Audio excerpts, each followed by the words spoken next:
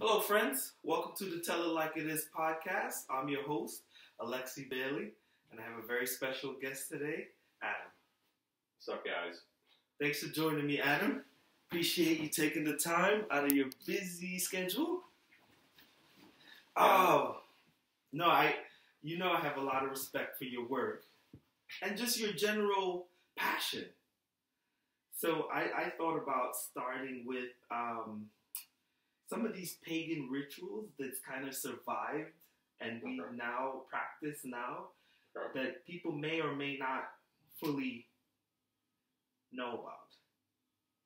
Like the first one that comes to mind is like the Christmas tree kind of thing and this whole Christmas. What are your thoughts on all of that? Yeah, I mean, I don't know the details of where it came from. Do you, like, Northern Europe, I'm guessing somewhere you gotta have evergreen trees to have Christmas trees. Like, I can't imagine tropical folks who are like, Right. But, the thing is, what that meant to them, it can mean something completely different to me and my kids, and it doesn't matter, like, where it came from. To me, my kids just think, oh, there's a tree we stick up, and we hang ornaments on it, and presents go under it. And that's all it is. And so it doesn't really bother me. I don't think I'm, worshiping some old Norse god or something like that when I do it. Well, you aren't, and your kids are definitely not thinking about it. But what would you say to someone who's saying, well, this is where it came from and that's what it meant then? I mean, I think we can say that about lots of things. Where did numbers come from? The numbers we use came from the Arabs, and they were doing things differently. So let's get rid of those Arabic numerals here, and we can do this for all kinds of things that we use in everyday life. Like, oh, who are the first people to think of clocks? Chinese, and they're Buddhist or whatever, and that stuff. But the Bible has very strong things to say about like pagan rituals and Christians doing pagan rituals and stuff like that. Sure. And, you have all this stuff in the Old Testament about people who are like, sacrificing their kids to idols and doing all kinds of awful, just dreadful things that, not only killing their children, but just, destroying their family life, destroying, their spiritual life. And at the same time, like you see in the New Testament, you see Paul saying, like, hey, like, meat sacrificed to idols, like, if it's a thing for you, don't eat it. But, like, if it's not something that trips you up, like, it's just meat, go get some. But that was also controversial. And that's the New Testament's, like, it was controversial, and so he weighs in on it and says, hey, here's my advice to you guys. If this is something that's going to cause you to stumble, like, don't do it. Yeah. So as a Christian, right, good Christians who believed in God, there were pagans who were sacrificing meats to gods, and then the Christians would walk down there and be like, oh, whose day is it today? And they're down there like, I thought you were Christian. What do you, And if I saw my Christian pastor down there, I'd be like, wait a minute. You know what I mean? Yeah. And so, I think that, that can be a conversation, for the first century person there, or for people in our position, in the 21st century. I think the general idea is that I think Christianity had this clear kind of one God, right? And these clear kind of rules. It was very clear and distinct. And little by little, Christianity has kind of intermingled itself into all of the other worldly traditions now, and the world is also celebrating Christmas, and now you can't really see where the Christians are and where the non-Christians are. So with a non-Christian household and practices and customs look exactly like the Christians.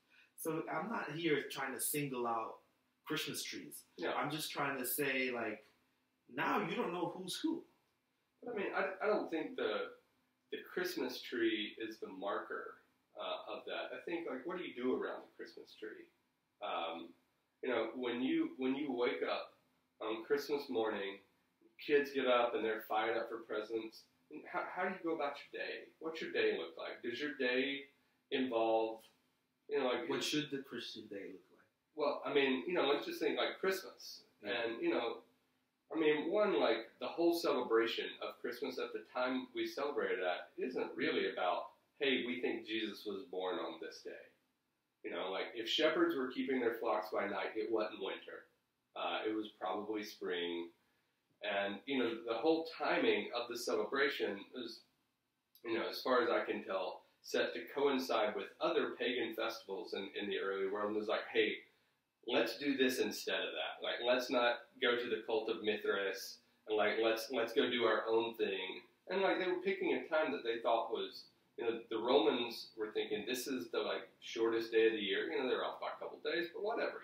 This is the beginning of a new year and has all these things. And so I think it's cool that that they made the choice. Like, hey, the people around us see this as this pagan celebration of the beginning of life, and we actually have something really interesting to say about the beginning of life and the beginning of a new life offered in Christ, brought about by his birth and eventual death and resurrection.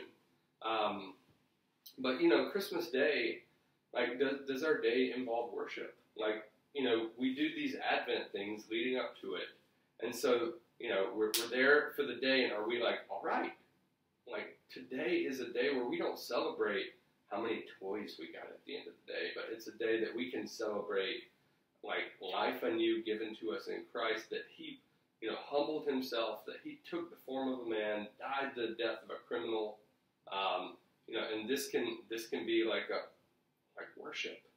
When I was a kid, every now and then we'd pull out the Bible, dust it off a little bit, and try to figure out where Luke was, and try to figure out what chapter, and read it.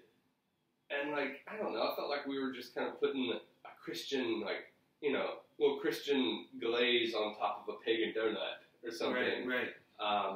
And I don't think that really helps any of us. But if we can reorient the way we spend our Christmas and the way we spend our days, right, generally, so that our days aren't defined by whatever the culture around us encourages, but by what we think, what is God calling us to do? What is the Spirit moving in our heart, inclining us to do? The community of believers around us, what have we, agreed upon together? And those things can shape our decisions and shape the way we, take our kids to school, and the way we go get groceries, and the way we, do the little things. So I think what you're saying is it doesn't matter what day you're actually celebrating it. What matters is the intentionality behind what you're celebrating that day. Yeah, that's what you're saying.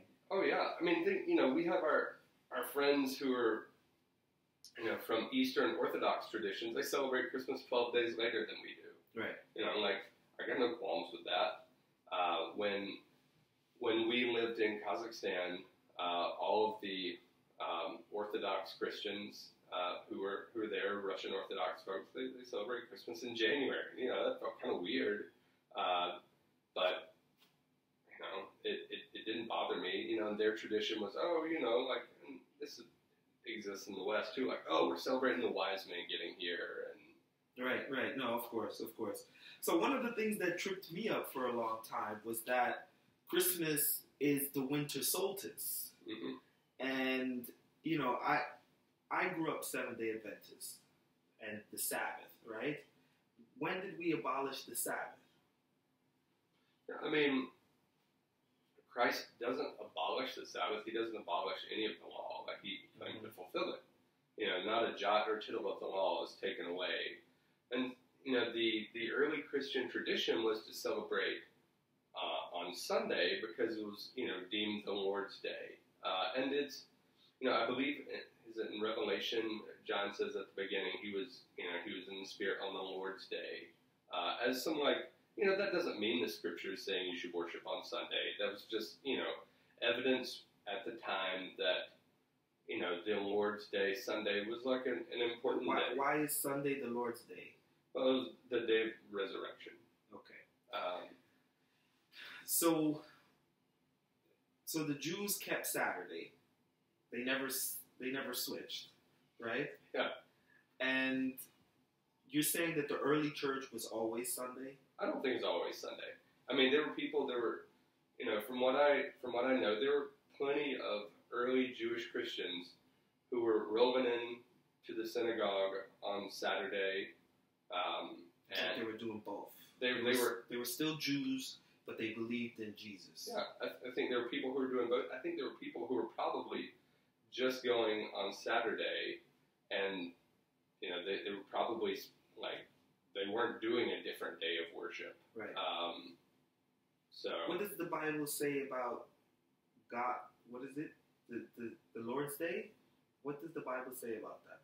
I mean, I don't know of any clear. You said John. Yeah, I think at the beginning of Revelation, when John is introducing what's happening, he's on the Isle of Patmos. He's kind of in exile, and it's something like I was in the Spirit on the Lord's Day, or something along those lines, and and so.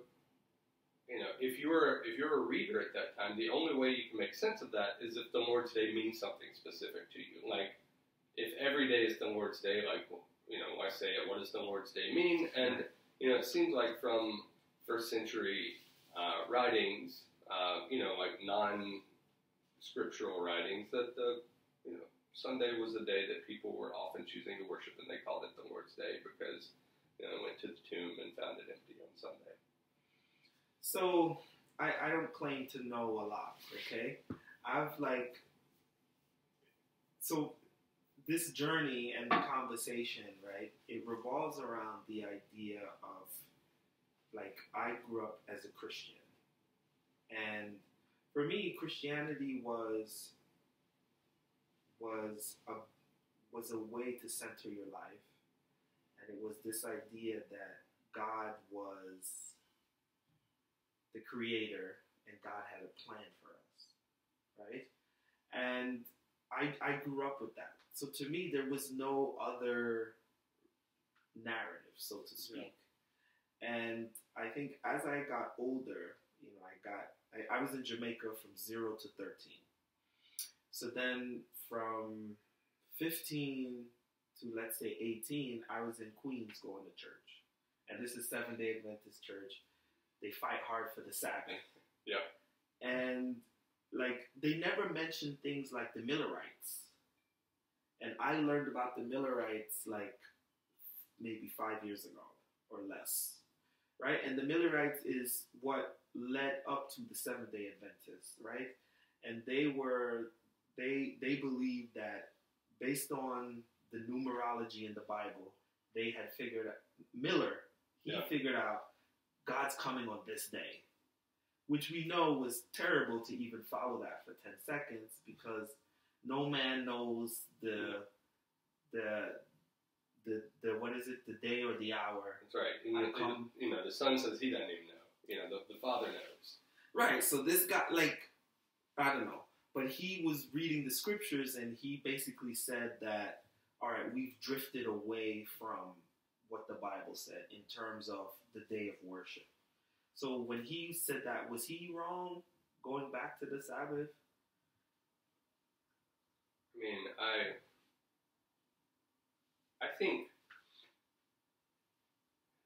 I think the day we choose to celebrate, I don't know that in and of itself makes a whole lot of difference. There are Christians from Muslim backgrounds who celebrate on Friday. Okay. Because Friday is the traditional day of prayer for Muslims.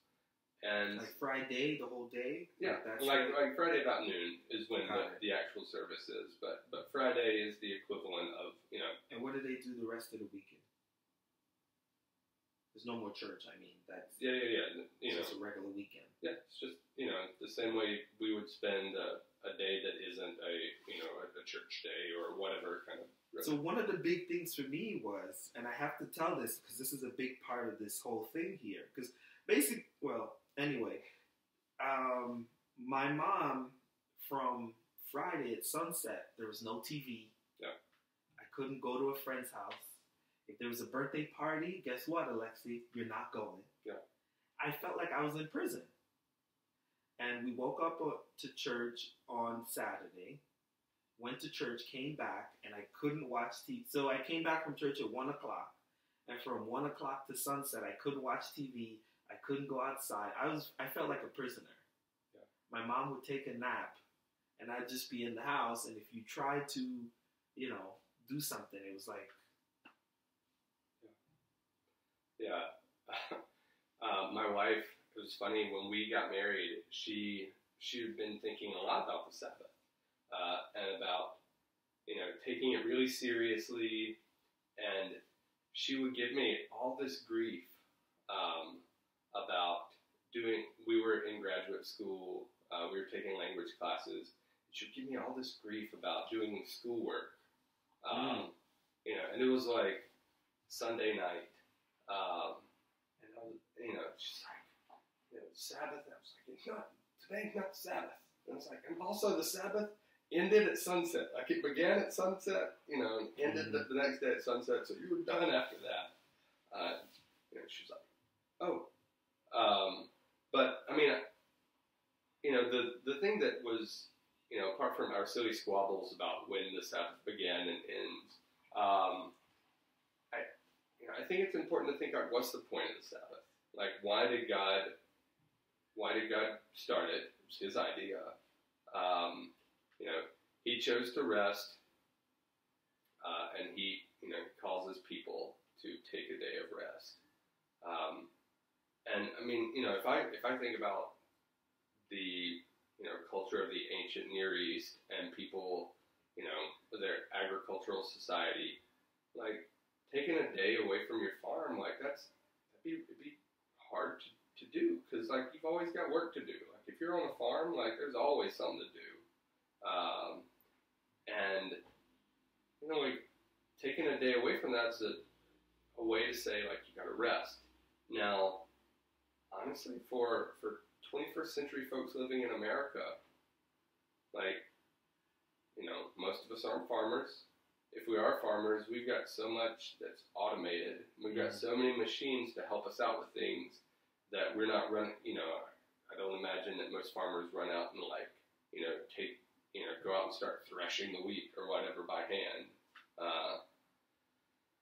And so, it looks different. Like our day looks a lot more sedentary than their day was. It isn't like wake up before dawn, get to work, finish, after the sun goes down, and fall to sleep in a big pile of people on the floor.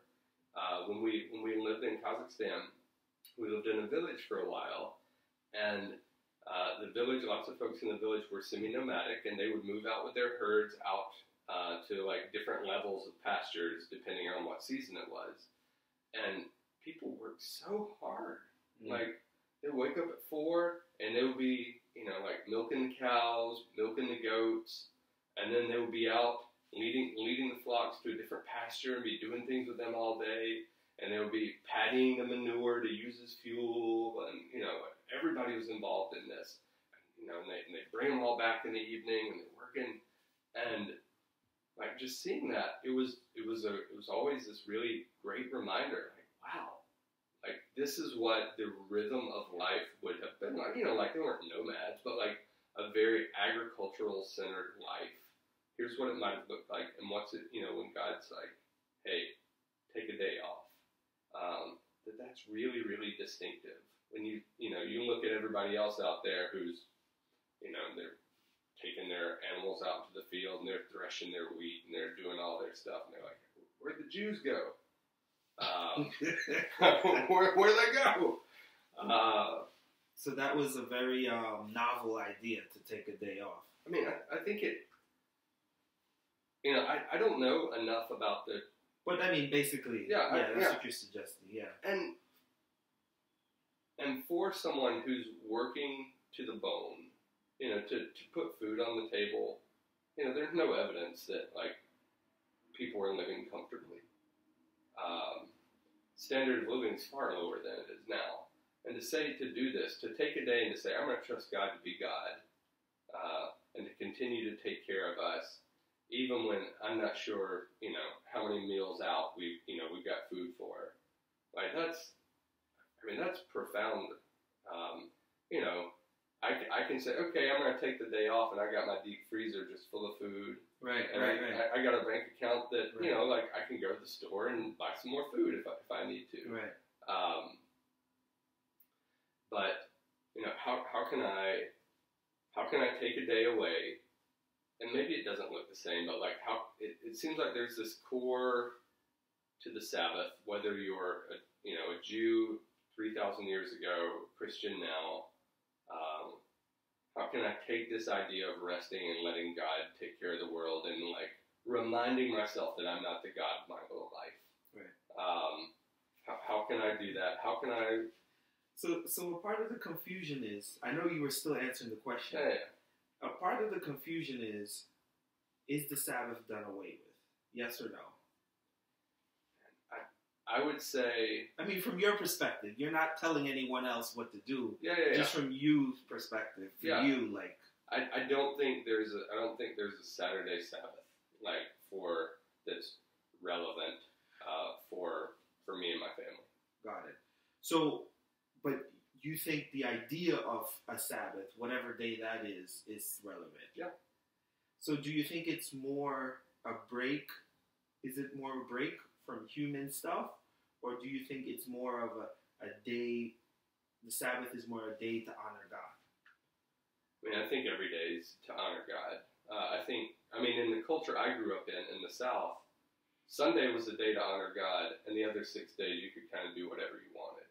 Right. You just went to work and you did what you did, and you watched your football on Saturday, and Sunday was God's day. But the excuse, is well, I just gave God Sunday. I'm going to take the other 6 for me. And so it seems a much healthier perspective to say every day is God's day, and this is going to be a day to rest, a day of, rest means not just taking a nap, although I love a nap. I'm 20 seconds away from a good nap at any point in the day. But it's a day for recreation, to go play. That's really different. Go to the movies? Yeah, go to the movies. It's a day hey, let's, kids, let's go do, let's have a little, craft project together where, we're doing something as a family, connecting with each other. So you're saying that's your idea for Sabbath? Yeah, that's where we are as a family. But then you can kind of do that on a Wednesday, and then next week you do it on a Thursday, so you don't really have a set day. For us, with when school's going on, it's hard to do any of those on a Wednesday or Thursday. Exactly. But you're not every Sunday we do art, or every Saturday. You just kind of, it's flux. Yeah. And most of the time, Sunday is a day that our Sunday routine is kind of sleep in, and then we get ready for church, and we go to church, and after church we come home and have lunch. And our kids, on Saturday and Sunday, they have rest time. And rest time is kind of 1 to 4. The little guy, he's napping. The middle guy, he's usually working by himself on some project. It's maybe Legos or Kinects or something like that. But he's just getting some time to himself because he needs that. So we've kind of tried to carve out that time for him. It isn't nap time really anymore, but it's time for him to get some space. Yeah. And our oldest, he's listening to an audiobook, or he's building with Legos, or he's kind of got some time. It's semi-structured, but he's the one who's really dictating what's going on. And Mary Diana and I, we'll take a nap or we'll read, and then if the weather's nice, we like to go out in the afternoon and maybe go on a little hike or go on a walk together as a family, or ride bikes together. After 4. Yeah. After. So I'm sorry, this was Sunday after church. Yeah. Right? Gotcha. And then, it's, eat dinner and get ready for bed. But, that's kind of what a normal Sunday looks like for us. And you feel like that's more your Sabbath? Yeah, it's a day I'm not bringing out the laptop to do work. Family Day. And yeah, and you know, and I'll say, like, I struggle because when I teach classes on a Monday,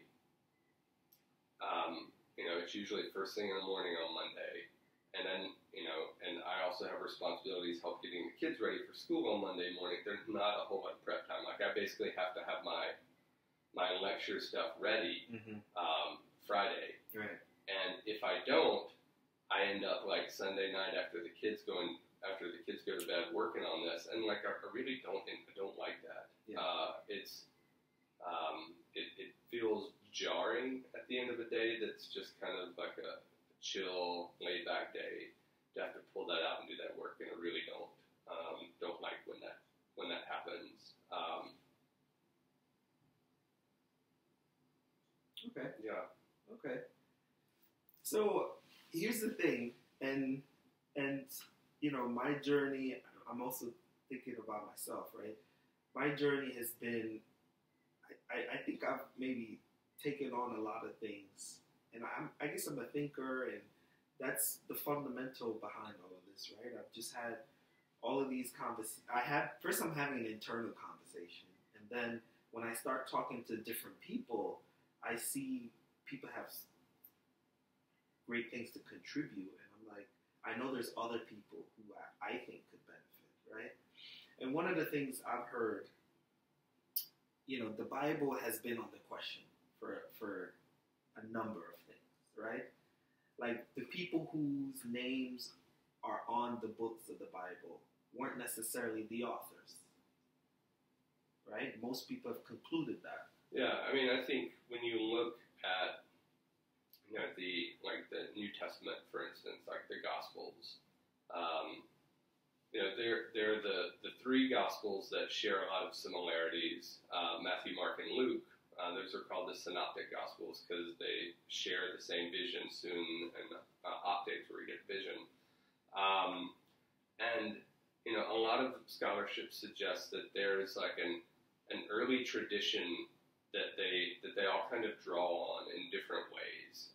Mark is the closest to that, and Matthew and Luke elaborate on some of those with their different experiences with Jesus to, you know, define certain narratives. Like Matthew's, there's this really strong narrative of Jesus as the new Moses, you know, leading people out of bondage into freedom, and that particular theme is far less prominent in Mark. There's a strong element of Jesus reaching the outcast and the marginalized in Luke, and that's different from what you find in some of the others. But they take on these shared textual and oral traditions, and they build on those. And so all the material, you know, it likely didn't come from them. And like, you know, even... But the point is, Mark didn't sit at a desk and wrote his account. Yeah. And, you know, and Matthew didn't sit at a desk and write his account. These were just later accounts that they attribute to... I mean, I think they were written in the first century. I think Mark probably came into being in the 40s. But Mark didn't actually... I don't know why he wouldn't have. You know, I don't know. I don't have a reason to say it wasn't him. Right. You know, that... But I mean, at this point, none of us were there. Yeah. Right? So, based on all of the logistics of these people who've studied and these things, they're saying, you know, these people weren't educated. They couldn't have sat down and written these texts the way they were. It was probably written by X, Y, and Z later on. I mean, you know, I think there is a real difference in the Greek in Luke's account, for instance. And Luke was a doctor. Luke was trained and educated in a way that was, you know, pretty different from the other, the other folks around Jesus. And like when you get into the Greek is different. You know, when I remember being in college and learning Greek, the Greek that you need to learn to understand the New Testament is much simpler, much easier than the Greek you need to read other things in the Greek world. the kind of Greek, Koine Greek, was like street Greek. It was the common Greek that people who weren't from Greek backgrounds, they were learning it.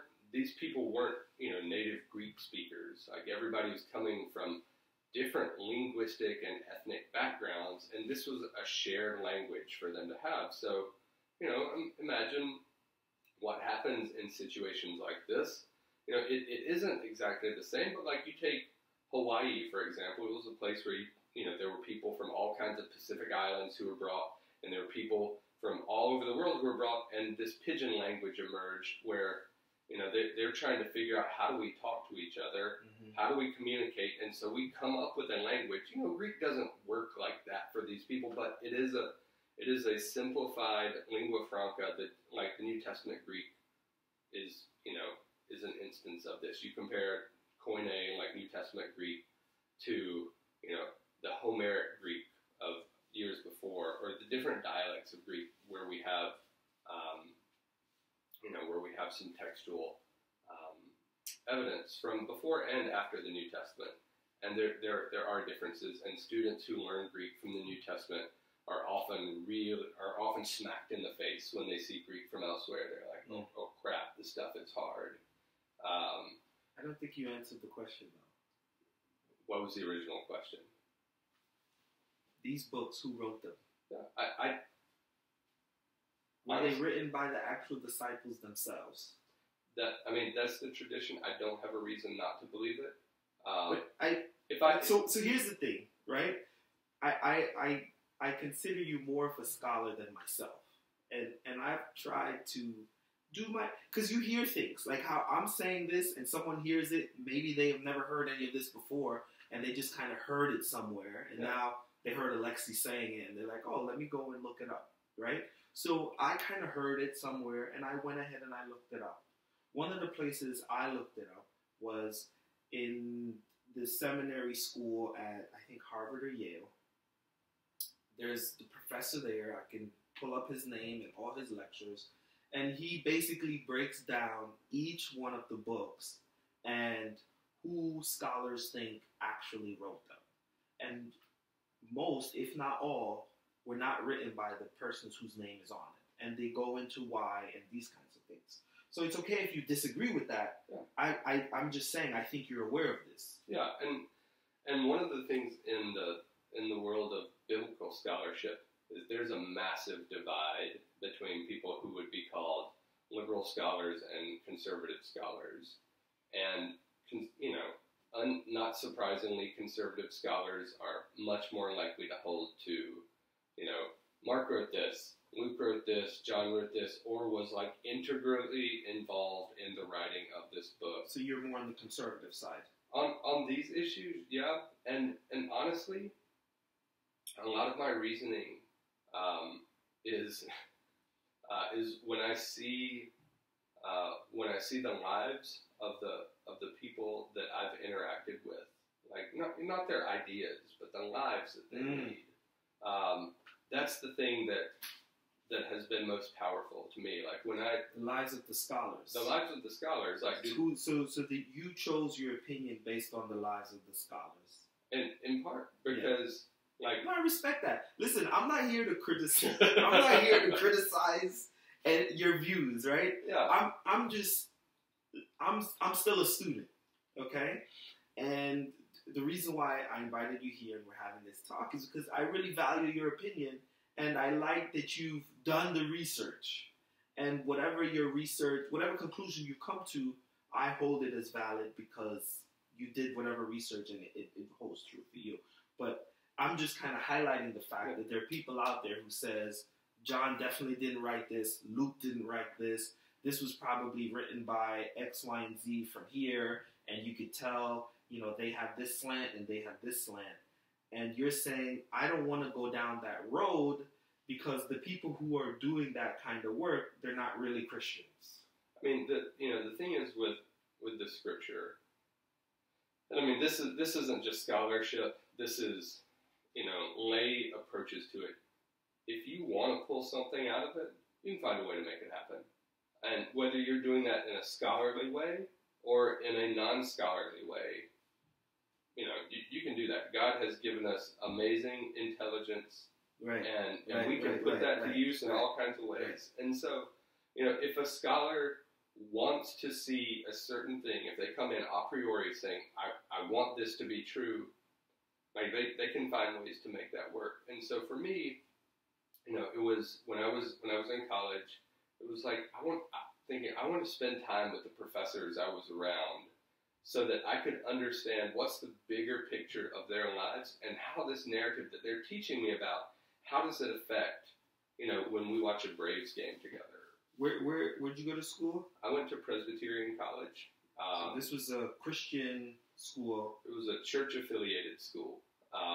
Were most people on the way to being pastors from there?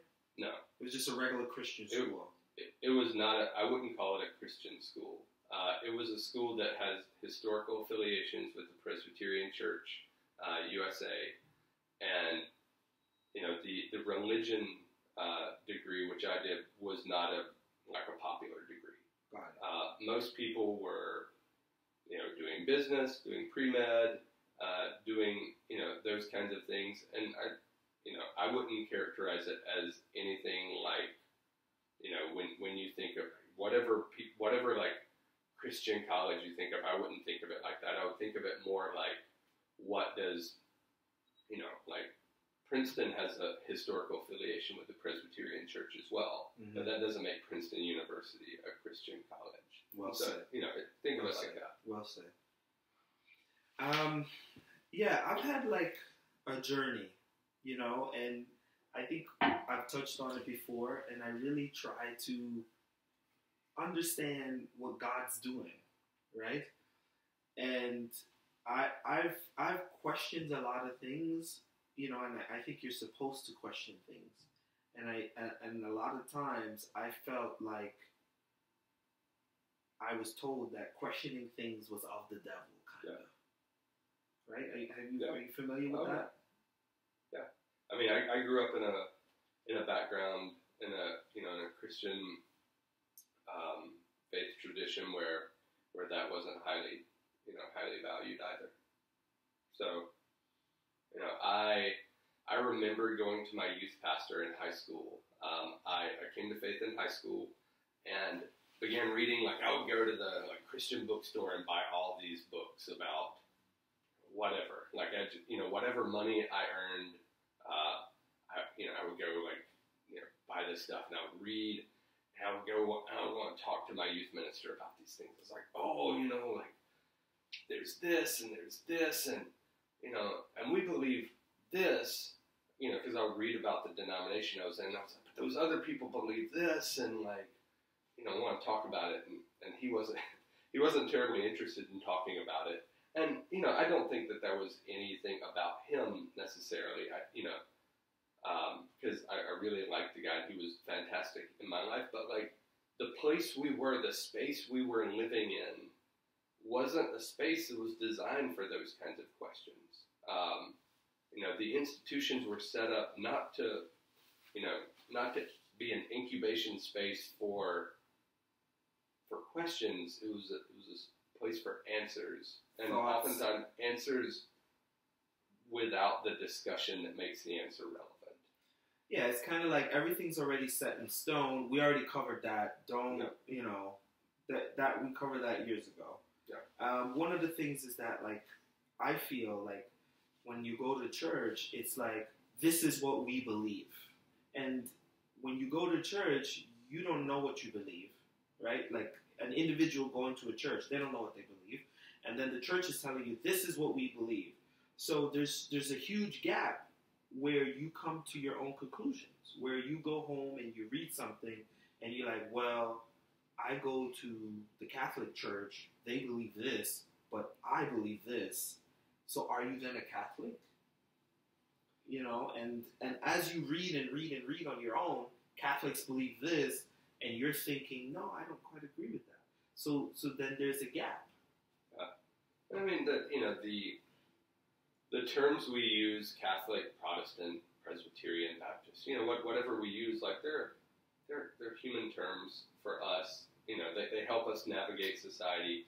Do they mean a whole lot in God's economy? I don't think Like, I don't think God, we go to judgment, and God's, there's something written in a book that's like, attended, St. Anne's Parish in this town, like, the Catholics, they go over here, and these folks go over here.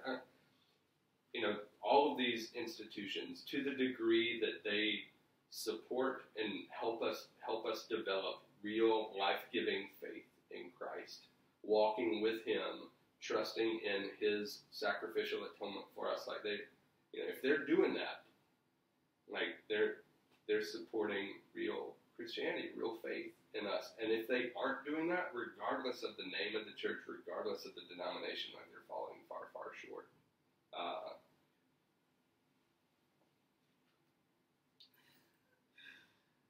Was it God that decided there should be 7 days a week?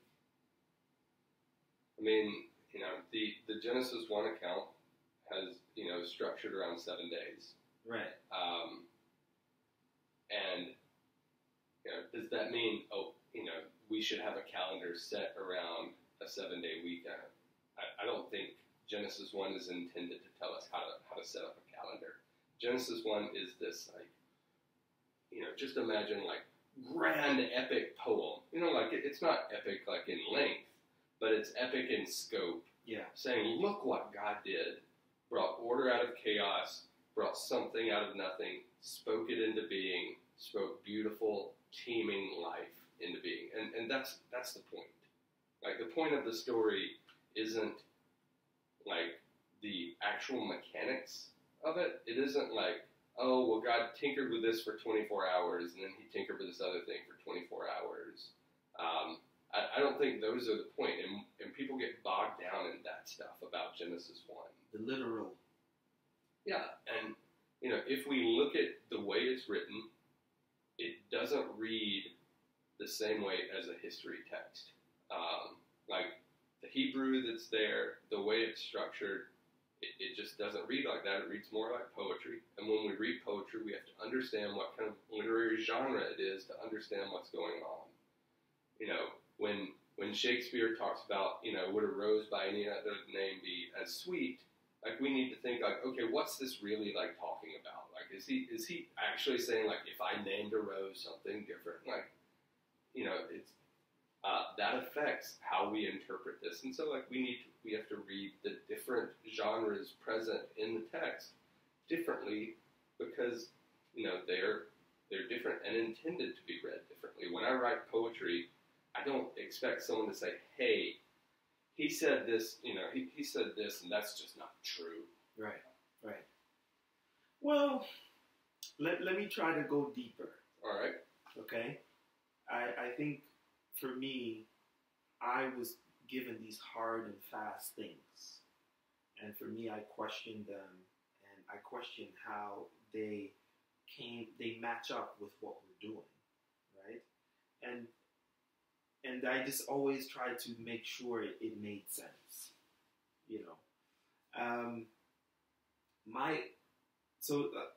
I'm coming from a place of where I wanted to see unity. And I guess some would use the word utopia. But not necessarily a utopia, but a place where we agreed on non-negotiables and kind of got rid of certain things that we can all agree to be toxic and not good. And for me, I don't think that's far-fetched. And I've had so many conversations with people where they're like, oh, none of that's going to happen. That's not going to happen. That's not going to happen. And I'm like, but why? And the more I understand why these things are never going to happen, it's because there's ownership, there's money, and there are people who don't want to compromise. Like the people who own China, they don't want their money to mix up with the people who own America. So they would rather have this dynamic of us against them to kind of keep people's mindset divided, right? So now we're no longer talking about being one humanity. It's more revolves around this, you're Chinese, you're American. And that kind of plays out in religion, where our religion says this, their religion says that. So it gives us this separate identity. And I think underlyingly, the average person don't go that deep. They just see that, oh no, the Chinese people, they're Buddhists, so they don't really believe in one God, and that's why, they're not going to heaven, or that's why, we can't trust them, or, and there are these fundamental divides that, Arabs and Muslims and that kind of section us off into these groups, which is, to me, the real issue. So when someone hears me going in on the Bible, Genesis, and who really wrote it, and these kinds of things, I don't really care about that. I don't care what anyone believes. I don't care about tearing down a narrative or building up or whatever. I want to have conversations about these things, because if we can kind of look behind the veil, we can kind of say like, oh yeah, we're all one tribe. And I think we're getting farther and further, like that, it's becoming more and more ingrained in stone that we're not one tribe. To the point where the conversation is that China's going to take over America at some point. And most people are like, yeah, that's coming, And it's more about money, right? When China takes over America, then blah, blah, blah, Christianity would be under attack. And I mean, for what it's worth, Christianity is growing much faster in China than it is in America. Mm-hmm. But, the labels that we use to talk about people, whether the label be an ethnic label or a religious label, the labels, we often use them to justify not treating people well.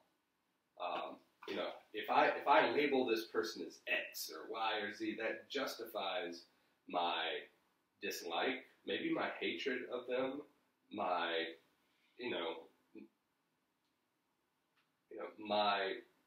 really unjustifiable actions toward them. And that's the beauty of the story of the Good Samaritan, because Jesus flips the script on everybody. He's like, the good guy is the Samaritan. It's not the Levite. It's not the priest here. It's the person that you have excluded, that you have treated poorly, that you have marginalized in every respect. The person who does not even believe in God in the appropriate, way according to your view of the world. This person is out doing justice. Right. And the other people are perpetuating injustice or hurting people in the name of God. I can't touch this person on the side of the road. They might be dead. I might make myself unclean, so I better run beside them. I better run off and leave them to die in the ditch. And the beauty of the story is, that ultimately the label doesn't matter. It doesn't matter that the person was a Levite or a priest or a Samaritan. Somebody did justice and was merciful to somebody lying in a ditch needing help.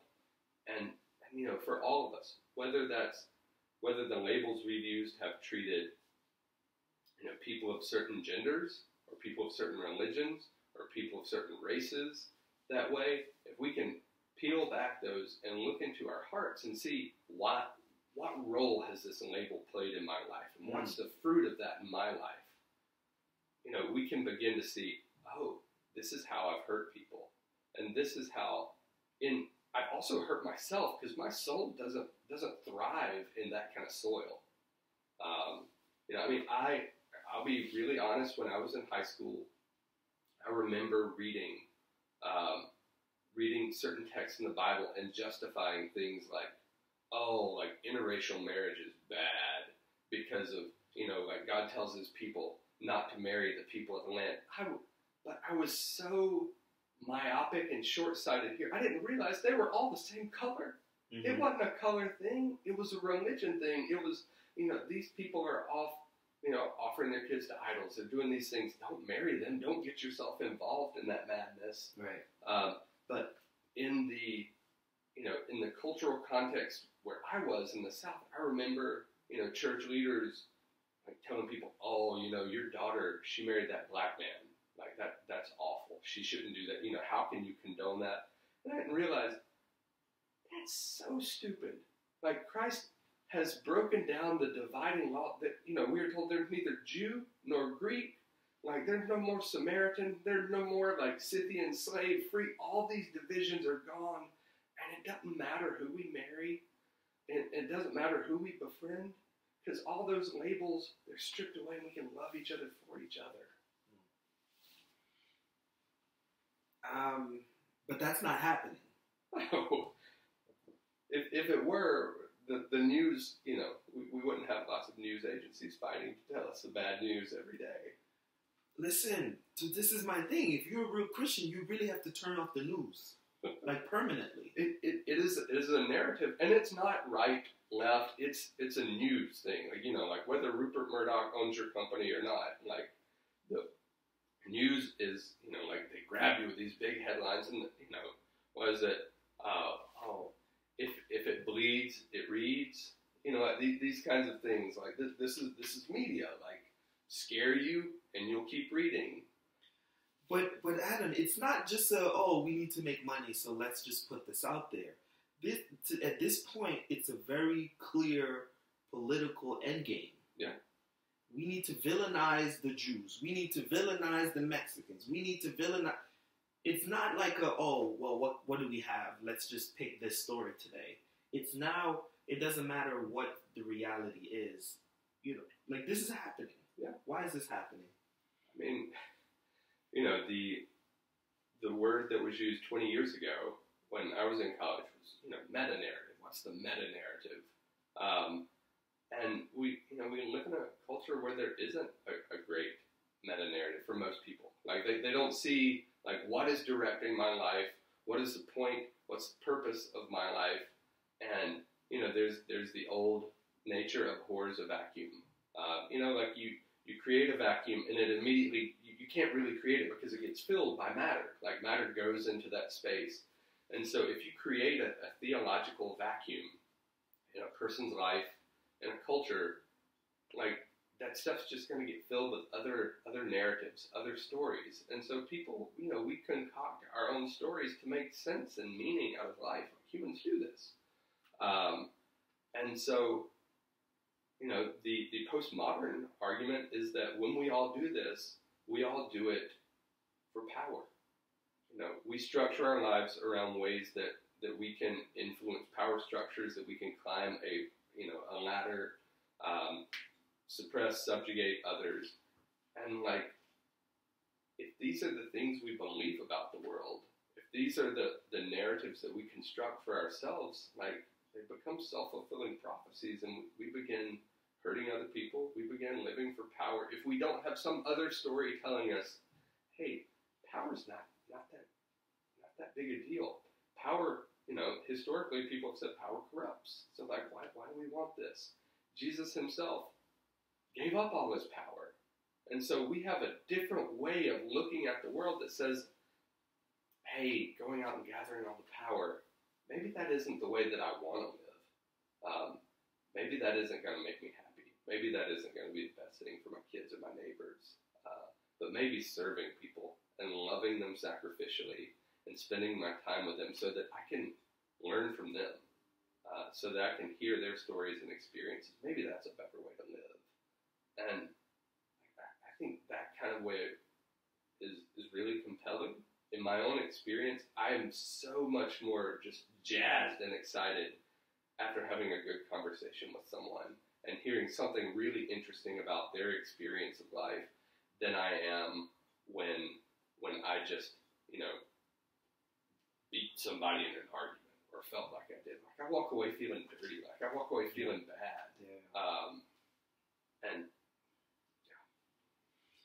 So what you just spoke to was that our society gives value to power. Mm-hmm. And if you're a real Christian living for God, then you're not doing that. I mean, I think I wouldn't say it like that. I would say if you are pursuing that, that is sin in your life. If you're pursuing power.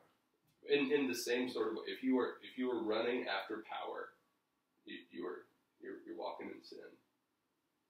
If power is your priority over love, that's sin. Yep. Absolutely. So all of these things are, here's a big thing, right?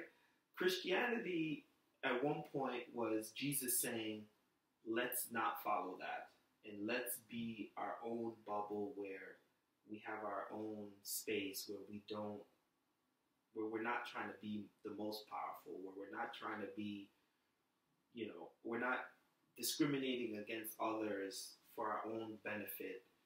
We're trying to help others, which it was this thing. And little by little, Christianity became so contemporary that now it's just a label to show that you're a good person. Meanwhile, you're still doing all the things that Jesus was adamant we shouldn't be doing. I mean, one of the most powerful things about early Christians is when you read historical accounts of what they did in the face of things like pandemics. When you see stories of Christians going out in the middle of pandemics and caring for those who are dying of some awful illness that they could contract, and they're saying, I'm not going to run away and hide from these people. I'm going to go to them and serve them. And because I served them, these people ended up recovering rather than dying on the street. And these people end up saying, why did you do this? Why did you care for me this way? And you have a story to tell them. I care for you this way because God cared for me in the exact same way.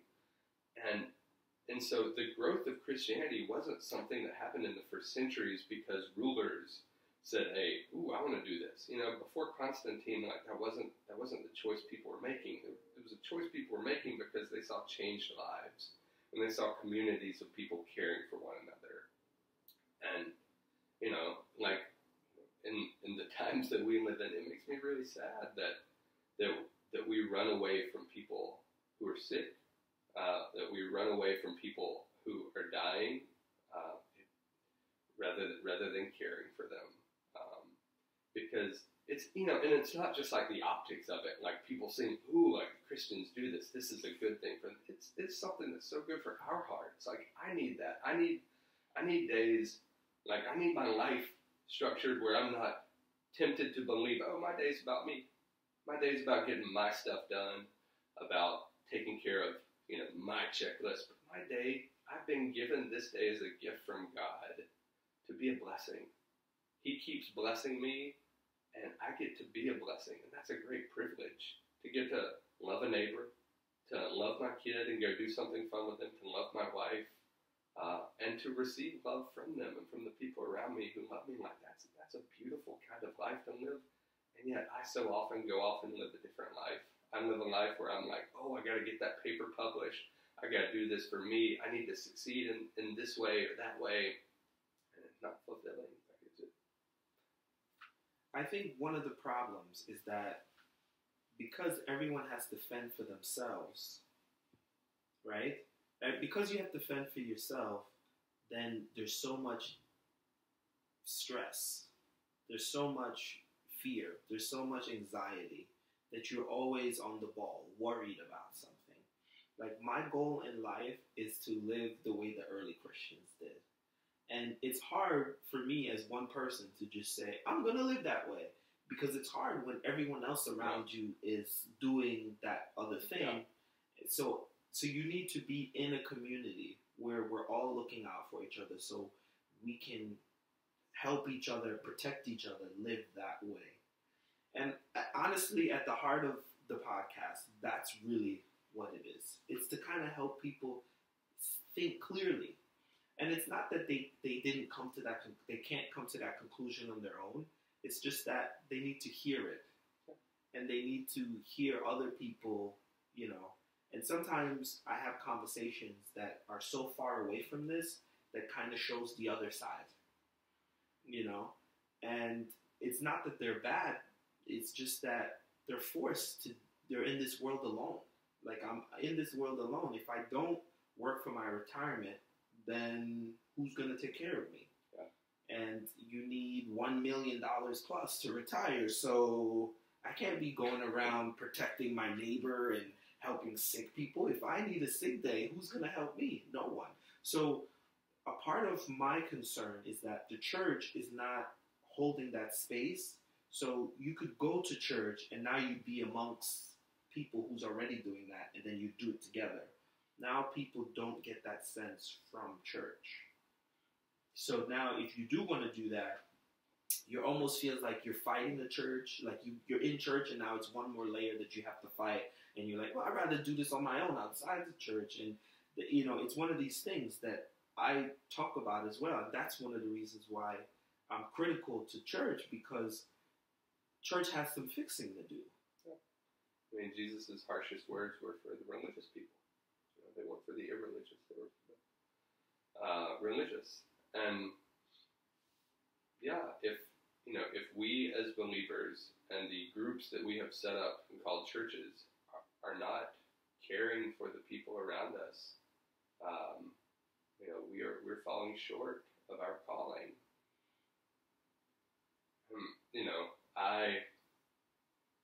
I mean, there have been times in my life where I needed that, and people came through for me, and it was so life-giving. When there was a time where I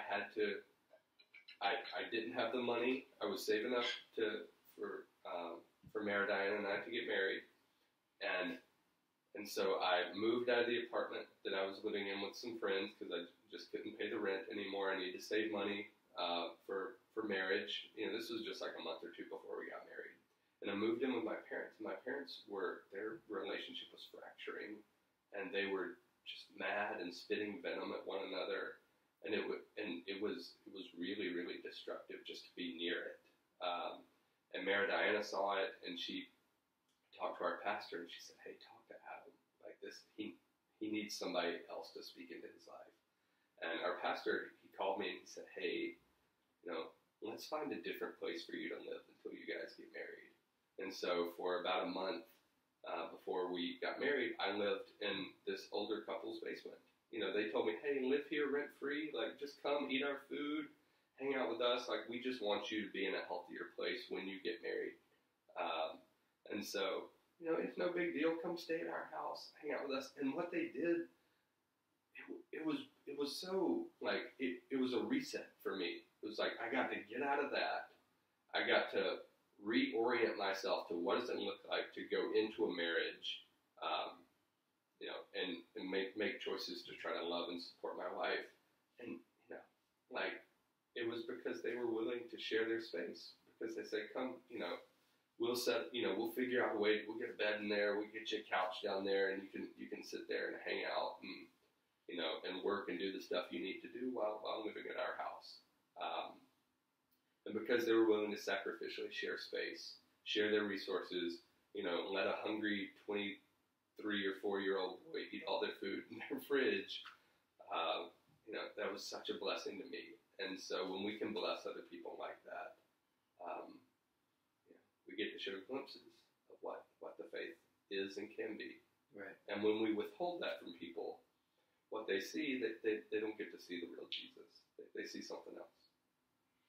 What do you think the church can do better right now, and how will you approach that? I mean, I think probably one of the first things that we can do as a church is disconnect ourselves from a political narrative. And different churches are connected with different political narratives. Can you give an example? Well, like if your church is one that is filled with people who are ardent supporters of the Democratic Party, it's really easy for church to become a time that is centered around that shared narrative rather than a shared narrative that is Jesus. And if on the other side, you're a Go Brandon kind of church, and everybody there is leading that kind of life, it's really easy to lose Jesus for the sake of some political figure. Who's Brandon? You didn't see that thing? So there was a NASCAR race, and everyone in the stands was like chanting profanities at the president.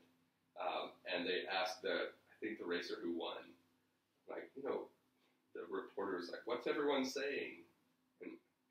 he said, from what I understand, my guess is he was, he didn't want to say like they're saying go, bleep the president. Yeah. It's like they're saying go Brandon.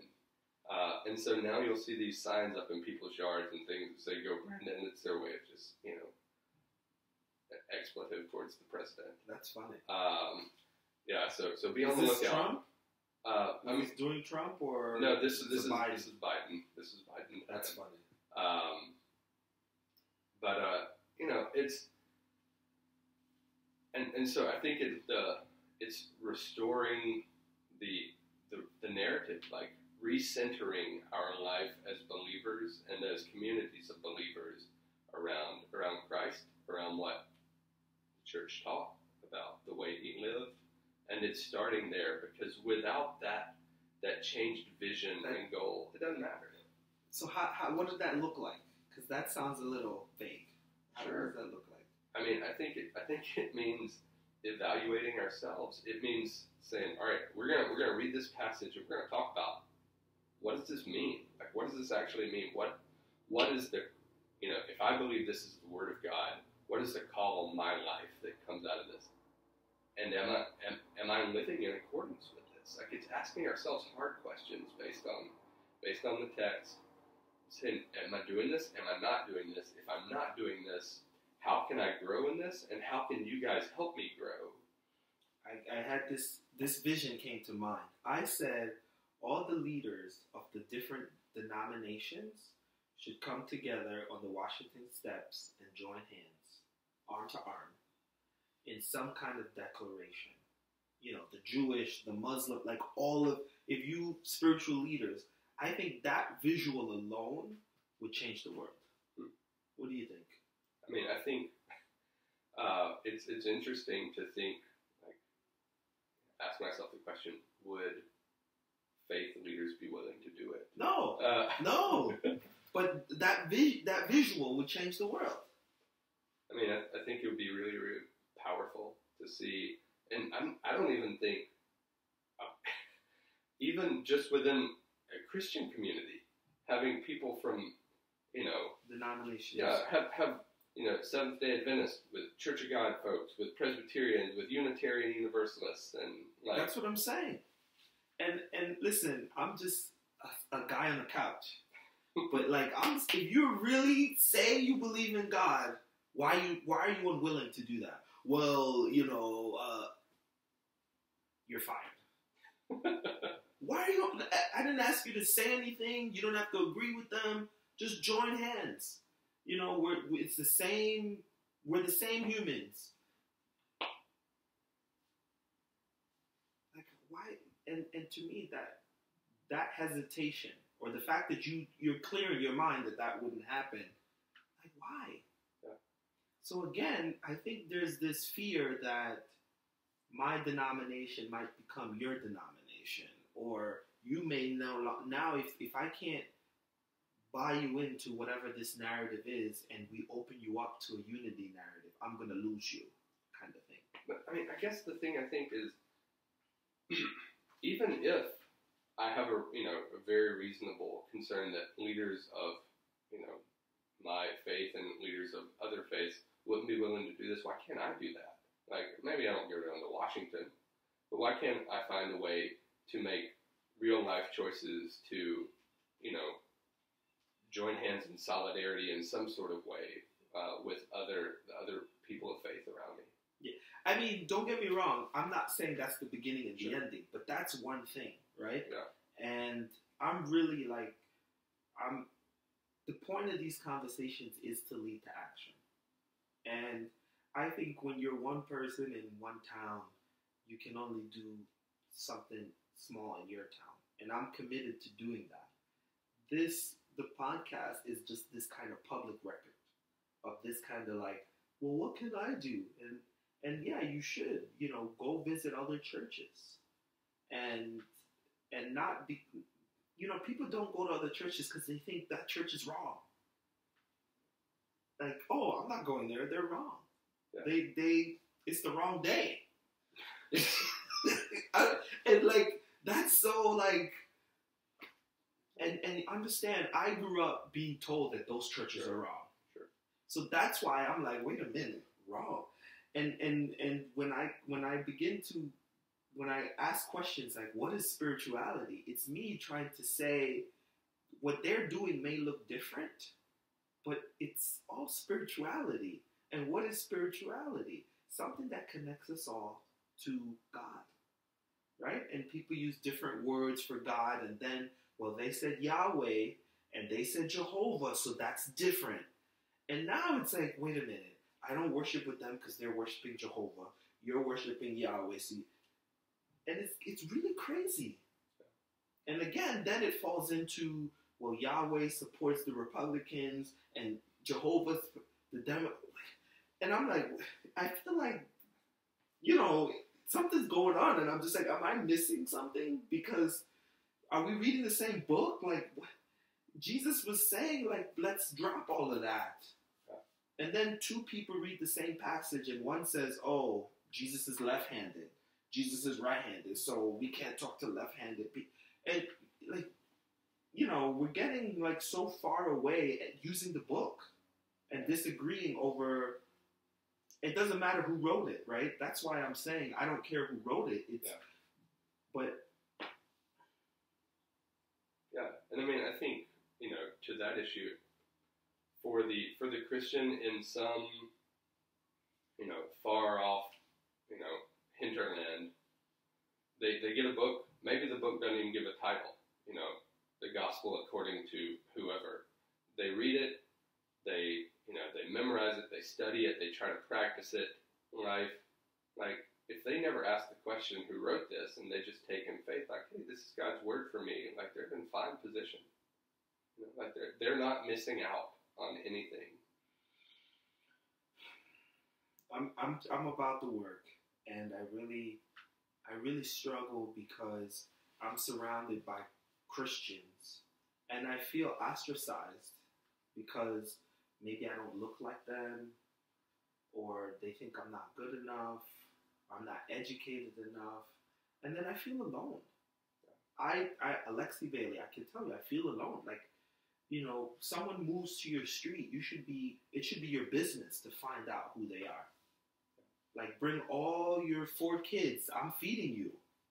Like, come into my house, sit on my couch. Like, I don't care if you eat meat or if you don't, if you eat pork, if you,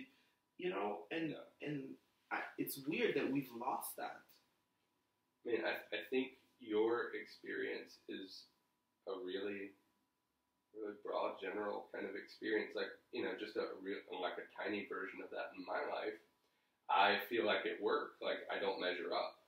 I think, I'm just not as smart as all these people that I work with, or, like, I don't manage my time well enough, or, like, I don't, there's some, like, lack in me where these people, they seem to have it, and I don't seem to have it.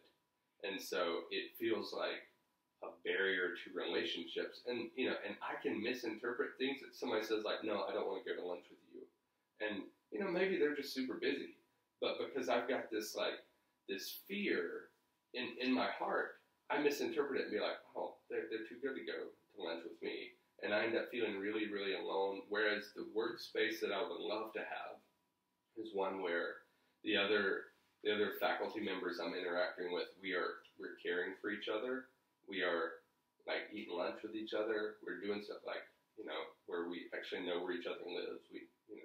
And like that, just on, like, the very small, like, professional level, people I work with, I would love for those kinds of relationships to pervade my department, because if they did, my department would be healthier, my department would be happier, we would do better work, life would flourish. Like, the garden that we have would be teeming with life.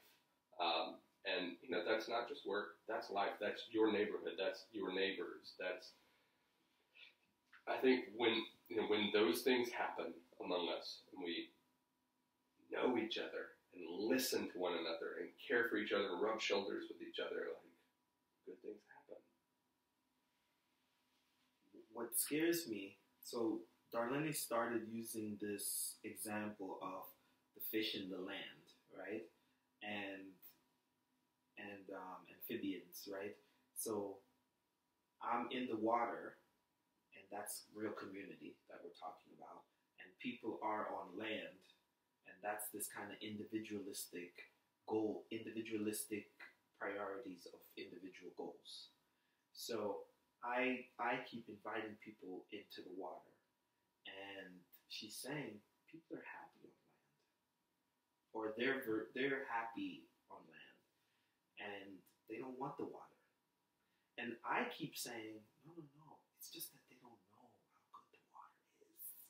Come to the water and you will see that this community is so much fun. Like you said, the garden, like you're going to enjoy. In my mind, it's so clear. I know they're going to enjoy this. And she's trying to convince me that that's just not the culture. And just, it's not going to happen. You're not going to convince them to go there.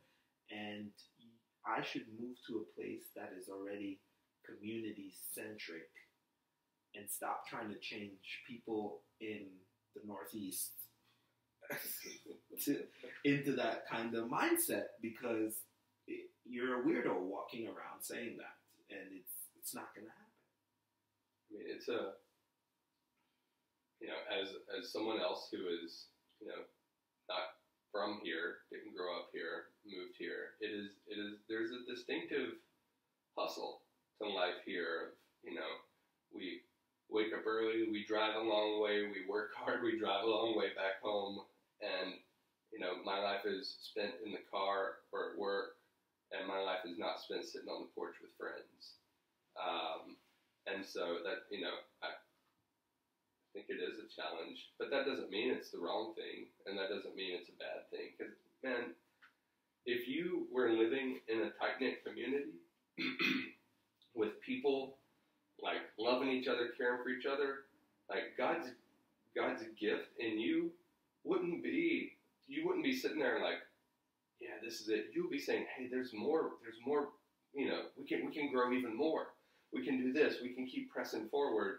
And so that voice in, that comes from God, that, speaks in you, like, that's going to be there regardless. And you're just saying, like, I want to point in the right direction. And so, I think Darlene is right in the sense, like, you have to have, maybe tempered expectations, but I wouldn't encourage you in any way, shape, or form to silence that voice. I can't. I've gotten to a point where I know what it is, and I just can't. In all honesty, like, I used to, like, I've shifted a lot, right? I've been in a lot of spaces with, like, women, and, like, the husband's working somewhere or whatever. I've been in a lot of space with women, and I'm like, oh, come and meet the family or whatever, and it's like, I realized that women are like, okay, he's a guy and he's invited me to something, so that's not. So now I'm like, okay, I don't even, like, when I see women, even if they're friendly or whatever, I don't even talk to them, right? And now I'm like, all right, I'll just talk to the men. And I'm like, all right, guys' night, let's do the guys' night, guys. And guys are still like, I'm very busy, and when I'm not busy, I'm tired and recovering. I don't need relationships. I just need to hunker down and get the stuff. And I was like, wow.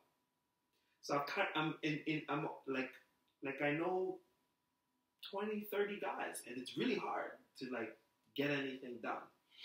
And I know it's the pandemic and they're legitimately busy. I'm not trying to single them out. Yeah. But then on the other level, I'm like, all right, I think black people, we need to, like, get this together. So, like, when I meet black people, I'm like, hey, let's hang out. And they're like, why is he doing these weird hand signs? I'm just like, wait a minute. I don't know. So I think the podcast is, like, when I have a good connection with one person, it's just a conversation to kind of, like, make sure I'm not crazy, talk about what we're seeing, and just, just to kind of share ideas, bounce each other, and make sure that, it's multi-layered, but there's a lot of work to be done, and I'm a little bit afraid because it's so normal to be isolated. Yeah. And I'm in a town, and I don't even like to narrow it down to Princeton. I think the way we structure ourselves is individual goals. Yeah.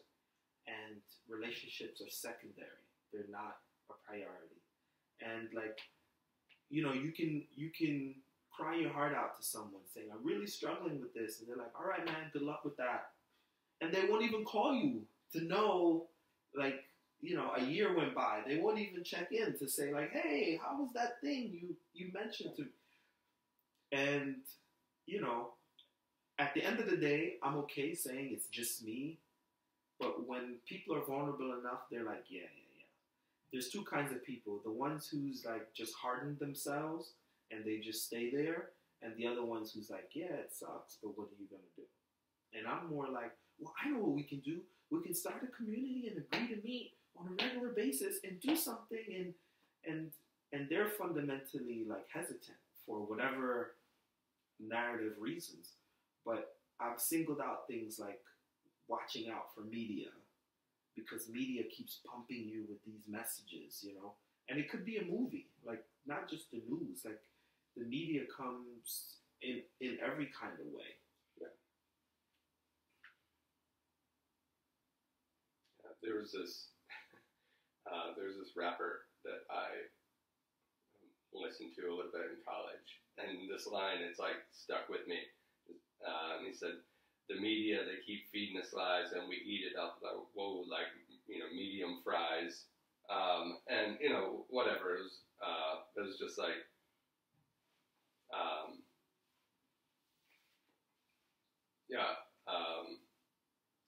it's just, you know, the media, they are the companies. They are, you know, the same way that, you know, a company down the road is trying to make a profit off of me, off of my choices. Media is you know, a large corporate entity that is making a profit off choices I make, and so I can make different choices. And yeah, but you know, we can make choices to center our lives around other people. And you know, like I had a neighbor text me late last night, and you know, he and his wife, they were talking about some of the like challenges that my family's faced in our neighborhood. Just neighbors being just unreasonable to our kids, expecting things of them that kids just can't provide. And you know, he said, I'm so sorry that you've like had this experience in the neighborhood. You guys are good people. Like, you don't deserve this. You know, but he followed it up with like, hey, you know, here's a home you should check out in like, you know, in some other area. And like he meant it like really well. Yeah. But like, you know, but it's just funny, like, oh, like, you guys are great people. We're so sorry this happened, but like, here's a yard you can get with a fence to shield yourself from these things. And you know, yards and fences are perfectly fine things, but I thought like, oh my God, what I really want in this moment is like, hey, I'm really sorry. Let me come and put my arms around you. You know, like, you know, maybe not physically, like I didn't get a hug from him, but like, you know, rather than put the fence up around you, like, let me put myself out in front of you to protect you from this other stuff going on in the neighborhood, or, you know, let us connect more. And that's the kind of thing that I, you know, that I'm not great at, but I want to be. I want to improve. I want to love people well. Yeah. No, honestly, I'm glad we met, you know, and I really get that vibe from you, and I'm just affirming that. Yeah. And to me, that's how I want to live, you know, and that's why I appreciate your family so much, and we have been open, and I hope you take us up on it and just hang out. Well, I think Diana's coming over tomorrow morning. Yeah, Darlene's birthday. Yeah, let's do it. You know, that's what it's about. To me, that's what it's about. I want to just be with friends all the time. You know, having dinner. You know, I said that last time, and the room got quiet. Did you see that? What did you? No, I mean, I think it would be really cool to have dinner more often. You know, like if Wednesday night we have dinner at my place and we have dinner, you know, just start, you know, anybody who wants to come another night of the week, start 2 nights a week. How's that go? You know, have dinner on Friday night at so-and-so's house. Yeah. And then, you know, if that goes well, then you have dinner on Monday night at somebody else's house. Right. And you just start building these rhythms in, and, you know, before you know it, like, these people aren't people you spend an hour or two with a week. These people, you know, like, are people that you're spending life with, and you're investing your time into them. And rather than, you know, like, bored scrolling through Facebook, you're connecting with somebody. Maybe you're, like, discussing a book you read together because you guys, hey, you know, I'm kind of interested in this. Like, why don't we talk about this? Right. Or why don't we start thinking about this? Right. Or, you know, you start working together on, like, some project. Like, oh, we need to tear down the wall in the back so you can get to the field. You know, come over and we just knock some stones out together, right. or something like that. You know, that would be, you know, transformed kind of living. And like that, I think that's a compelling kind of thing. Yeah. I'm glad you said that. Do you have any next steps in mind? Like other than that, or? I mean, I think that would be an awesome one. Yeah. I would definitely be up for, you know, let's just start with one thing. Let's do another shared meal, and, you know, do it at somebody else's house. Because, like, if you do it at the same person's house all the time, not like the cleanliness thing is whatever, but, like, you don't get to see everybody's life. When I come to your house, I see something different about you because it's your space. Right. And to get to know you, I have to come into this space. Right. I'll never get to know you fully until I'm around you. So I think, you know, let's do it. I'm for it. And if nobody else comes, I'll come. We'll eat. Yeah. Your kids will be like, get that old bald dude out of here. I mean, in all perfect honesty, I think we have made a lot of headway with the relationships that we do have. And I do still have hope that we will make progress and continue moving forward.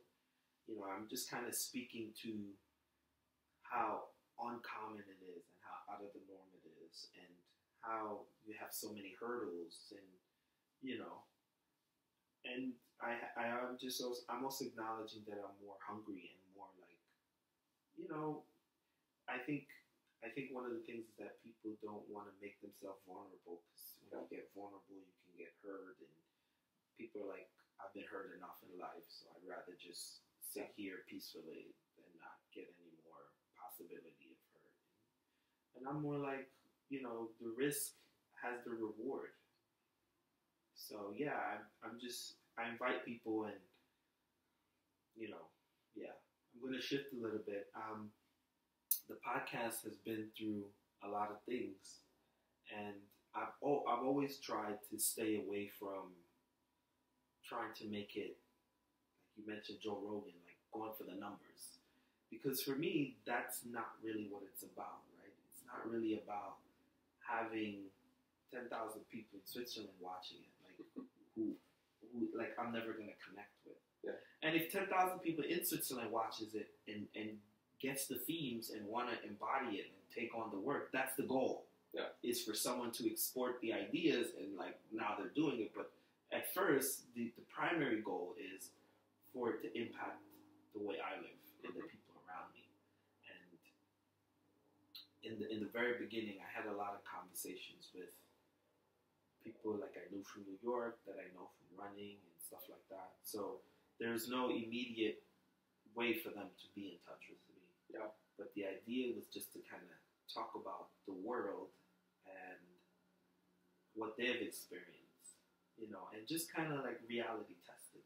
There's a lot of reality testing there, and I try to talk to people who are doing something and talk about why they're doing it, and to help remind people that we have commonality.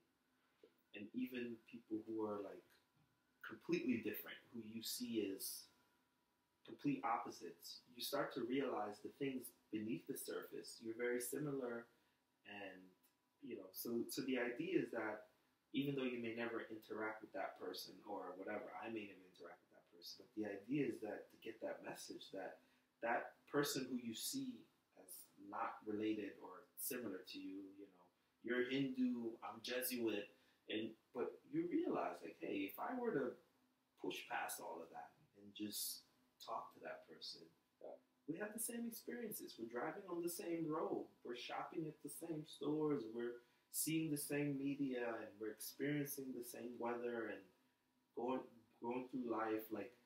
And you realize you can connect with someone even though you're on this completely different page, And the fundamental idea is you could be a multimillionaire and he could be a low-caste worker, but you can still have a beer and have a good time. Yeah.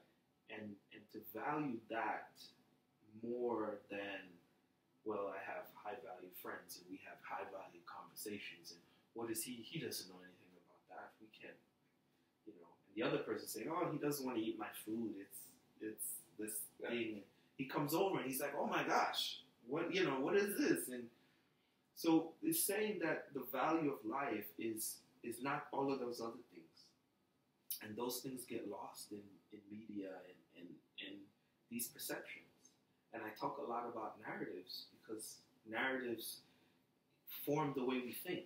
And no longer are narratives formed by experiences. They're now being formed by media messages. And that's dangerous. I think also that entrepreneurship is the way forward for all of us, right? And that doesn't mean quit your job, but it means that, when it comes to you buy food, we should think about, instead of just buying food from a big corporation, investing in our own chicken farm, our own farms around here. Like, I think it would be awesome if 100 families got together and bought a farm, and those kinds of things. I think those kinds of things root community in a way. I think that's the way forward. Not necessarily for profits, but so that we own what we're using. And I know there are communities that do live like that. Yeah. And I think we need to move less from just click of a button and more of this is ours. And when someone new moves in, you're like, hey, you can buy a share and just join right in, Yeah. To me, that's the vision of the future that I see. So I try to talk about those things and just grow that kind of vision. And ideally, we should be traveling less for like work and stuff like that. And we should be traveling less to connect with family. Like, it's not good to have 3 of your family in Philly and 3 of your family in New York and 3 in the goal is to get family closer into. I think that should be everyone's goal.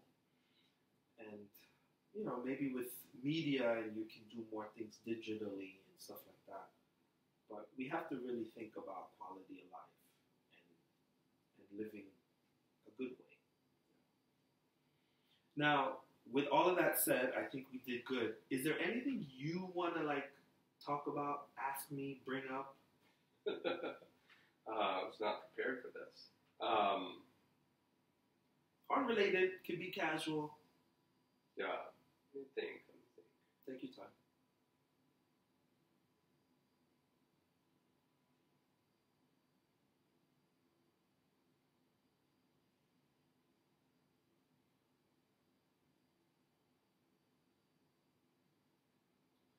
So one thing that is important to me is that all the the really serious and deep and meaningful things that we talk about get paired with a good bit of laughter. Yeah, that's what I'm saying. That's why I'm making space. Yeah, so I'm just always curious about the experiences people have, because life is funny. So what is something recently that just made you laugh? I'm always laughing. My kids are Well, let me say this. Like, in the beginning, when when Dalen was going to kindergarten, we went to the top 10 private schools in New York City. And Darlene got 50%. Columbia University at that time, for people in her level, paid 50% of school. Oh, wow. For kids. So we were like, we're going to get into one of these. They're like Dalton. I could name 10 of them. We literally went to like 9 or 10 of these private schools, right? And our goal was to get Dalen in there, right? And they would pay 50%. Maybe we'd pay a quarter and they'd give us a scholarship for the other quarter. We were trying that. And I say that to say that when we first had Dalen, my goal was maybe we should turn off all screening, like do away with TV, because those kinds of kids do well. Yeah. So needless to say, none of that happened. And I think I had all of these, I don't want to say unrealistic, but these idealistic expectations for my kids. And now coming to terms with the fact that they're not that, I think, I want them to graduate from school, go to Princeton, and now they're Jeff Bezos. Like now they're Elon Musk. Like that's, I think every parent on some level kind of wants that for their kids. And I'm afraid like my kids would just be average. Like we work at Amazon and we work at Apple. And I'm not saying it's too late, but I had to deal with the fact that I don't think they're on that track. And a lot of those parents who are on that track, I see what they're doing consistently, and I'm like, I can't do that. Yeah. It's expensive, it's intensive, And I think for me, it's been a big adjustment because I'm always like, we could read a book, we could go practice sports, like. Let's eat this super healthy diet and let's do it. And it's like there's this gap. So I've kind of turned into like this guy who's always giving lectures. So now my kids, they know. They're like, oh, here comes this dad with these lectures. And that's been tough. It's really been tough. And I think, like Dalen, I've come to terms and I'm like, I've let go. He's turning 17. I'm like, Dalen is Dalen now. And in some ways, I'm like, it's a lost cause, which is like not good. And my Darlene's like, aren't you going to do something? I'm like, and it's like a thing, like, you're not doing it. So Avian, I'm really proud of him because he's built up a lot of consistency with kickboxing and comes with jiu-jitsu now. And he started doing wrestling at the middle school. Okay. And I try to tell him, I want you to think like you can be the state champion. There's a big gap from where he is now to state champion. But I keep telling him that's how I see you, which is another iteration of the same I see you as Elon Musk kind of thing. Right? And Nolan, he really wants to be, at one point he's like, I want to be an architect. One of the best architects in the world. And I tell him, all right, this is what an architect does. I got an architectural digest. I'm like, here's an architect book. You need to look up the top 10 architectural firms of New York, see the projects they're working on. He's like, I don't do all that. So now I'm like, all right, he's really into tech stuff. So I'm like, all right, you're into tech stuff. He follows these tech YouTubers and these things. And I'm like, all right, let's start your YouTube channel. And then, do tech reviews. Because if you know Nolan, if he sits with you for 5 minutes, he's going to ask you about your watch. Oh, yeah. He's going to ask you about your phone. Or what laptop is that? And he's like, do some tech reviews. He's always, he knows Elon Musk's birthday. Like, I'm just like, just stop. So direct it to your channel. And he made a video Sunday. Like, mind you, every time I see him, this is what we talk about. So he made a video Sunday, and I'm like, okay, yesterday's Monday, follow that up. He made another video. Mind you, he's singing in the video, but the idea is to kind of get in front of it, post it on your channel. So we're constantly like dealing with, I think I'm still coming to terms with just being average, and it still feels like a loss, especially in this community, because this community is like they're doing languages, they have 2 hobbies and the instrument, and it's like, my kids thought it was boring, and we were gonna make the financial sacrifice, but who wants to sit and play a cello an hour a day, the same 2 songs, and I haven't been the parent who's like. So it's my failure, and I try not to blame them. I don't think I answered the question well, but Darlene and I think she knows my comedy more. Darlene, in my experience, she's more conservative, and I'm more like the crazy Jamaican. So I'm constantly like doing my thing, and she's more like, don't say that. I shouldn't say that. And then I'm just like, all right. But I tell, so then the kids are like, they're seeing this, and she's saying, you're being a bad influence for the kids. And I'm like, no. It's important that the kids understand to be yourself and to just enjoy the little jokes, between people. So that's a constant thing, Yeah, but it's a real thing. No. Mara Diana, she often will tell me, you're terrible. Like, our children shouldn't listen to that. Plug their ears. Why did you say that? Yeah. That is the dumbest thing imaginable. And I'm like, I'm sorry. You married just a dumb old redneck, and I'm working on it. Right. But, the dumb old redneck still just pops his head out every now and then. It's all humor, and and we got into a time where Darlene for work, she has to deal with all of the sensitive issues. Yeah. So I think for her it's hard to take that hat off. Yeah. And she's constantly like, if they said that at work, if you said that at work, and I'm more like, just, be funny and just have comedy and humor, and, I see myself as a comedian. Like, I'm almost ready to go to Philly and start doing open mics, which is like a daring next step. Yeah. But I'm on board for it, like maybe I need a couple more months to get ready, but I think we're all funny, and I think you have to be able to own it and be bold and stay in that space. I think it's hard to, in front of 200 people with a mic, to like just be yourself in that way, and that's the talent. It's not being funny. Anyone's funny, but can you do it in front of the audience, and can you deliver it back to back? Yeah. And there's only one way to find out. Yeah. Anything else? That's all I got, man. Yeah. What's been your experience so far? Was this what you expected? I didn't know what to expect. I don't really, I never like watch podcasts or listen to them or anything. I've listened to a few, but from what I know, they can all be really, really different. Yeah. And so I thought, I don't know, I'll just go. I know Alexi, so my expectations are it'll be hanging out with Alexi. Yeah, exactly.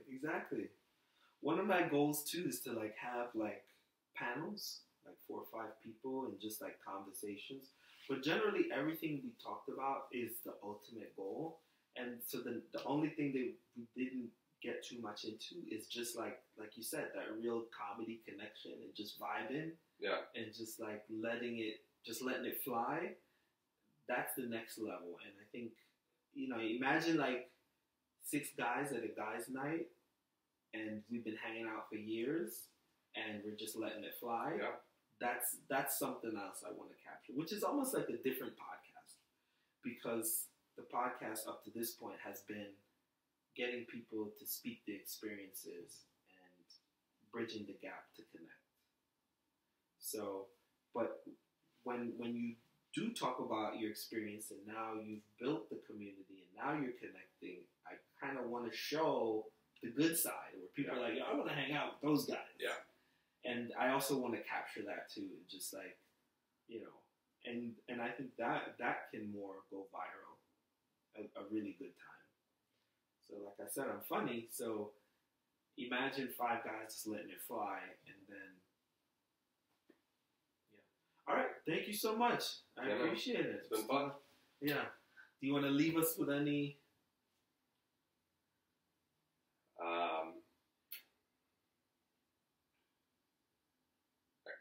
I got nothing. It is cold. It's not even really that cold, but I'm not from here, and so I don't adjust to it well. So I got my 2 pairs of wool socks on. I got wool socks inside of wool socks, but I was proud of myself today because I didn't wear any long underwear beneath my pants, and I didn't sneak any like long underwear underneath my shirt. You know, I see these people going to football games and they got like no clothes on and it's cold outside, and I just can't handle that. Are you following football? I watch football. Did you see that overtime win with the Chiefs Bills game? Yeah. Oh, what? I was so disappointed in the Bills because I thought like this is their chance. This was it. They're gonna do it 13 seconds. Like you got this, and then they just botched it up. We were out to dinner, and then we heard the commotion of the last 2 minutes. So we caught the last 2 minutes and the overtime. They really got the air. Oh, I told Maradina, I said, if they kick this field goal and it goes in, like they don't, the Bills, they got nothing left. And then they went out in overtime, and they were just like a ghost of their team out there. They just got the ball run down their throats and thrown all over them, in overtime. So, that was a bummer, but it's a football game, it's entertainment. Who's gonna take it this year?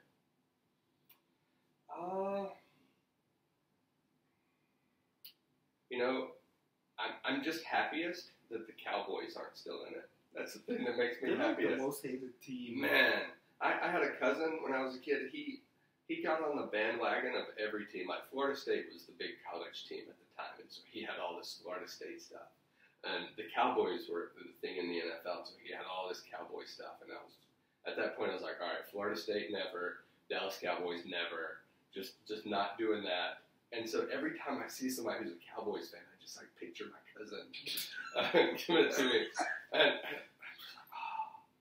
And and I remember actually this cousin, the same time in our lives, we played football, and in my rinky-dink little town, we didn't have enough people to have a 9 and 10-year-old football team, and we didn't have enough people to have a 6 through 8-year-old football team, so we just combined them. Yeah. And so we had a 6 to 10-year-old football team. So, you got kids who are way up here, and you got kids who are way down here, kids who weighed like 30 pounds, kids who weighed 115 pounds. And we played his team.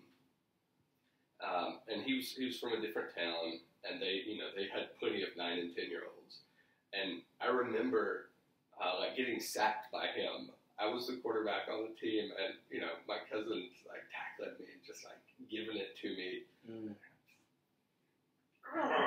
And all the while he's like Florida State, or like he's got like I know after the game he's gonna go put his Cowboys like windsuit on or something. Go walk. And so now like it's too closely associated in my mind. I'm like, no Dallas Cowboys. Kansas City's left. Who else?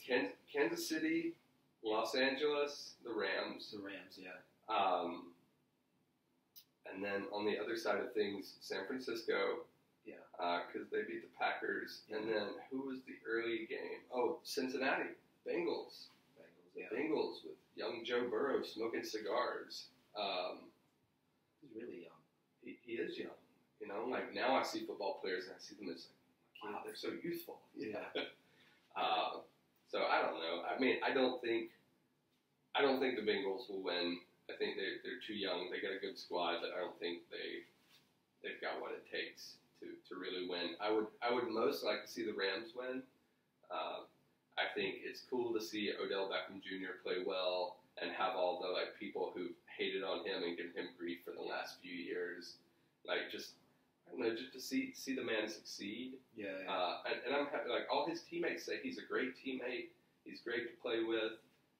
He's a great football player and a professional, and that's just refreshing to hear because the narrative around him when he was in Cleveland was, he's terrible, selfish, you lazy, this. And so, it's good to see that for him. And so I'm happy for him. I'm happy for Matthew Stafford getting out of awful Detroit because the Lions can't win anything. So people are like, oh, you never won a playoff game. It's a miracle to get to a playoff game when you play for the Lions. We should watch the late game next week. Okay, yeah, I don't know what time. I assume it comes on like 8 or 6:30. Something like that. Yeah. I think you're going away. Was it you said you're going away? You're going to be away for the Super Bowl or something? I don't think so. No, I remember who said that. Yeah, so let's plan on Super Bowl. Yeah, Super Bowl's good times. Yeah. I have this memory of watching the Super Bowl with our firstborn. Like, my mother-in-law came in, and it was the Super Bowl that the Ravens won. And I guess in 2013. And, just sitting there, like, hadn't slept at all. Like, and he's a few weeks old. And nobody's sleeping, but just sitting there, like, watching the Super Bowl. And, like, I'm going to try to enter the real world. Like, I'm going to try to leave this, like, cave of sleeplessness here and go see what's happening in the world. Probably dozed off. Oh, I'm sure I dozed off. I doze off even when I'm not tired at night from sleep. That was fun. So it'll be good. Like people love the Super Bowl commercials. Maybe I'm getting old. Those don't really do much for me anymore. They're not as good. They've gotten more and more like cliche and more like you just put Cardi B with a Pepsi and it's like, oh, Cardi B. Before they were good. Like, and I mean they still have good ones, but before it was more like memorable. All of them. Man, we sound like old men. Yeah, hey. Man, when we were young, that's when the good stuff was happening. 20 years, man. 20 years, yeah. That's when they had Budweiser frogs. That's when you had the guy saying, what's up? Yeah. I mean, there were corny stuff back then, too. But, they were good. They still have some good ones. I just, not as good, I would say. Yeah. All right, thanks again, man. Yeah. Thanks for having me. You brought the fire. That's all we need.